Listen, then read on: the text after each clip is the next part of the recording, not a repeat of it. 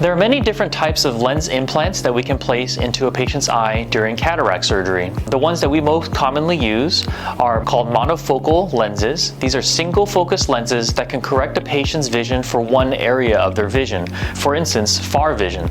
That means a patient could drive or watch TV without the need for glasses, but they may still need reading glasses. Another type of lens that we use is called a toric lens. These lenses correct patients who have astigmatism.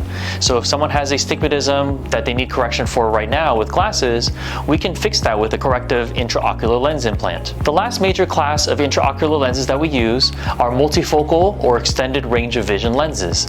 These act almost like bifocal or progressive glasses do, in that they can correct patients' vision for far, middle, and even up close without the need for glasses.